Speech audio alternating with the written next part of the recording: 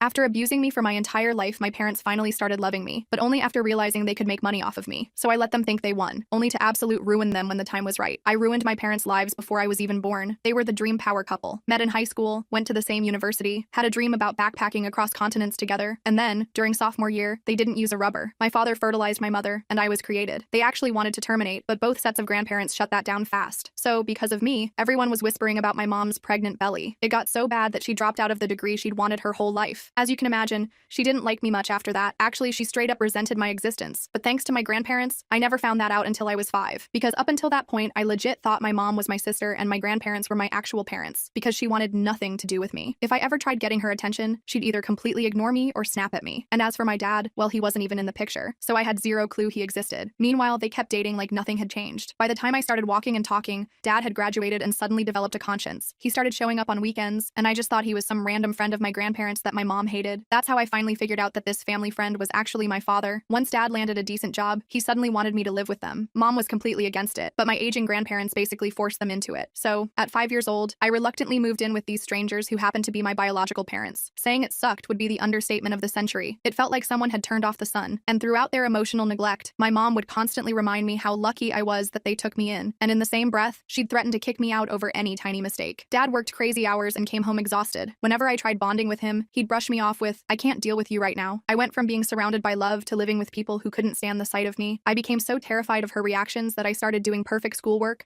just to finally earn her acceptance. Spoiler alert, I never did. As I got older, I realized my parents' treatment was not normal. I'd watch other parents at school drop-offs, hugging their kids, kissing them goodbye, actually smiling at them. Meanwhile, I felt like I was living with roommates who hated me. At night, I started fantasizing about there being some sort of hospital mix-up, because then I could blame the nurses for my parents' hatred, instead of myself. When visiting my grandparents, I'd straight up ask them if these people were really my parents. They always confirmed that yes, unfortunately, these a-holes were my biological parents, but they just needed time to grow up. Meanwhile, Mom took every opportunity to destroy whatever self-esteem I had. She'd mock my hair, call me fat, make fun of my glasses, and even said if we'd been in high school together, she would have bullied me relentlessly. Who says that to their own kid? But here's where things got real. She made me French toast, and when I reminded her that I had an egg allergy, I expected her to just apologize and throw it out. But instead, she refused to believe it, insisted I was faking for attention, because kids in her day didn't have all these made-up allergies. I ended up in the ER with anaphylaxis. The cops showed up to interview her. Dad completely lost it on her, and she actually cried. But something shifted after that. Mom actually started waking me up for school and helping me get ready. Dad would hang out with me in the evenings and tuck me in at night. I actually started to believe we were becoming a functioning family, but I should have known that people can't change at the snap of a finger. Anyway, when I turned 14, I discovered I had a knack for knitting. It was something my Nana, Mom's mom, taught me. By then, Grandpa had passed away, and Nana would knit these gorgeous pieces to sell at the local craft market for extra cash. With her encouragement, I set up a tiny booth next to hers at the same craft fair. The response blew me away. People actually wanted to buy my creations. Nana even suggested opening a savings account specifically for college funds. But back then, I was just a hopelessly dumb 14-year-old. And guess what the first thing I did was? I told my parents. Their eyes lit up like dollar signs, and what they did next made me wish they used a rubber instead of birthing me too. Dad threatened to burn all my knitting supplies and screamed that he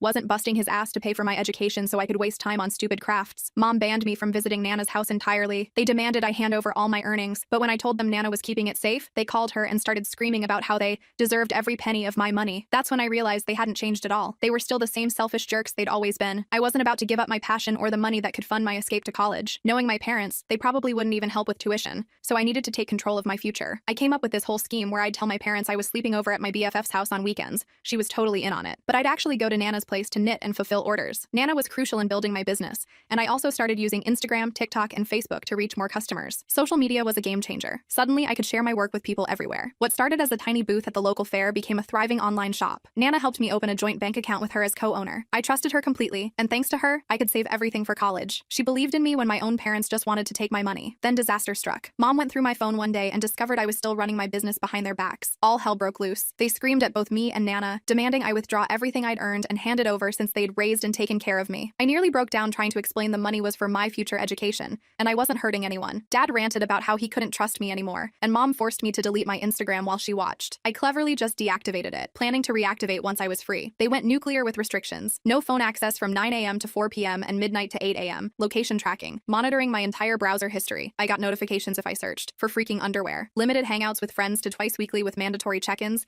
and occasional supervised visits with Nana, but absolutely no knitting allowed. The punishment? Taking away all communication privileges. Some days I just wanted to run, but at 16 I had nowhere to go. I managed to convince them to let me work at a local coffee shop, but they demanded 25% of those earnings too. I agreed without fighting, giving them their cut cut while secretly passing the other 75% to Nana for my escape fund. They made life unbearable, randomly barging into my room to search it, going through all my messages, constantly tracking my location. If I broke any of their insane rules, I'd either get grounded or they'd take more of my earnings that week. Through it all, I focused on getting perfect grades. I knew a good college was my only ticket out, so I worked my ass off. The night before my 17th birthday, I packed everything I'd bought myself, leaving behind anything they'd given me, including my phone, which I factory reset. My plan was set. Nana picked me up early morning, and I officially moved out. My parents were shocked. They argued with Nana and threatened to call the cops. I told them to go ahead since I was 17 and could make my own decisions now. They tried guilt-tripping me that everyone would think I was ungrateful for abandoning them. I couldn't care less. When they threatened to withhold college support, I just smiled, knowing I had my own money and scholarship prospects. Walking out of that house felt terrifying, yet liberating. Those first weeks at Nana's were absolute heaven. No more surveillance state. First thing I did was buy a new phone with a new number. Then Nana and I went to the bank so I could convert my minor account to an individual one. Having my own card and account without needing permission felt amazing. I reactivated my Instagram and went back to business. Nana even gave me space in her house for a little studio. Just a week after moving out, I heard through relatives that my parents threw a party to celebrate their newfound freedom. They invited all their child-free friends and posted tons of pics of themselves drinking and laughing like they'd just been released from prison. Not gonna lie, that stung. My own parents celebrating my absence just a week later was a brutal reminder of how unwanted I'd always been. It felt like some sick cosmic joke. My paternal grandparents, who'd been traveling the country in their RV for years, were horrified when they heard about the celebration and tracked down my new number through my cousin. They immediately called to get the full story. When I told them everything, including how I'd left home, they were absolutely devastated. They asked why I hadn't reached out to them for help, and I explained how my parents had monitored my communication. That's when they dropped the bomb that my parents never wanted me from the beginning, but they thought things had improved over the years. They begged for forgiveness for not being there, and also spoke with Nana about all the fights she'd had with my parents defending me. After that, my paternal grandparents made it their mission to tell everyone in the family what my parents had put me through. Soon, relatives and family friends started calling to offer support. I was shocked by how many people had my back. Some offered financial help, but I declined, instead telling them about my knitting business and how they could help by spreading the word for new clients. Business started picking up, and during this time, I got accepted to my dream college with a full scholarship. My life was finally looking up. The college wasn't far from Nana's place, so I could visit on weekends. My paternal grandparents gifted me their old car. It needed work but was totally usable,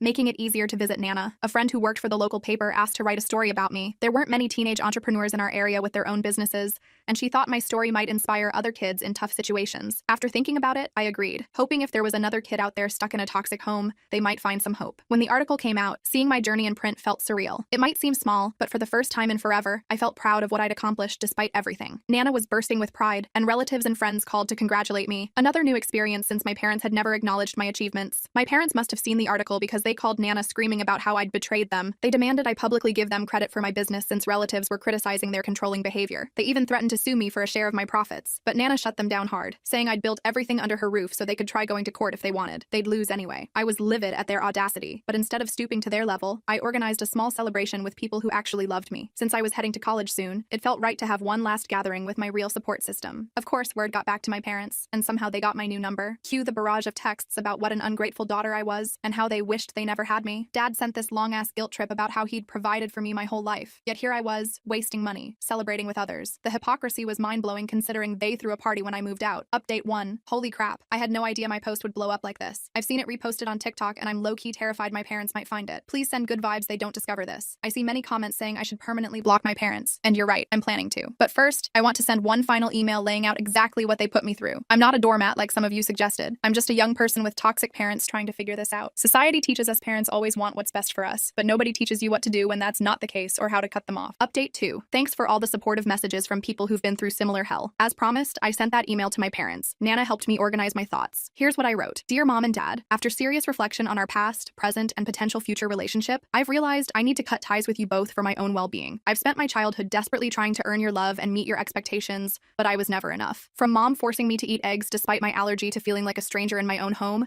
your actions shaped my understanding of how toxic our family dynamic is. I held on hoping for connection that never materialized. When I found purpose in knitting through Nana's guidance, I thought it might bridge our gap. Instead, your attempts to control and take my hard-earned money only confirmed I needed to escape this environment. This isn't revenge, it's self-preservation. I'm building a life free from toxicity and filled with the support every kid deserves. I hold no hatred toward you, but must prioritize my mental health. Thank you for pushing me to become independent and for underestimating me. I wish you happiness in your child-free life. Please respect my decision for no further contact. I cried while writing this. Even knowing all the awful things they did, it's still heartbreaking that parent-child bond we're conditioned to value. After sending it, I blocked them everywhere. I'm heading to college soon and honestly pretty nervous. Nana and my paternal maternal grandparents are helping me move into my dorm. I'm excited to meet new people and make friends. For those asking, yes, I'm keeping my knitting business going through college. It's my passion, and I'll make it work with my studies. Update 3. Wow, 6 months since my last update. Life is completely different now. First off, I'm thriving in college. Classes are tough, but I'm maintaining good grades. Even with my successful business, having a degree will be my safety net. I've made incredible friends here who even help me get more knitting orders. College has opened my world to new experiences and different perspectives. Such a change from the isolation I felt growing up. Oh, and I've been dating this guy Alex for 2 months now. He's pretty great, so we'll see where things go. Every weekend I visit Nana and we work from her little studio filling orders. Business is booming and the customer feedback is amazing. It's wild how following my passion has given me both financial stability and a real sense of purpose. As for my parents, radio silence these 6 months since my email. According to my grandparents, they received so much backlash from everyone that they decided to sell everything and move out of the country. They're starting fresh somewhere else. Honestly, I don't know where they went and don't really care. The fact they left without even attempting to apologize or reconcile tells me everything I need to know. I genuinely hope they find happiness wherever they landed and can finally live the child-free life they always wanted. Meanwhile, I'm focused on building the future I deserve. I'm so grateful to everyone who's followed my journey and offered support. The biggest lesson I've learned is to surround yourself with people who actually believe in you. Thanks to Nana and friends who had my back, I'm where I am today.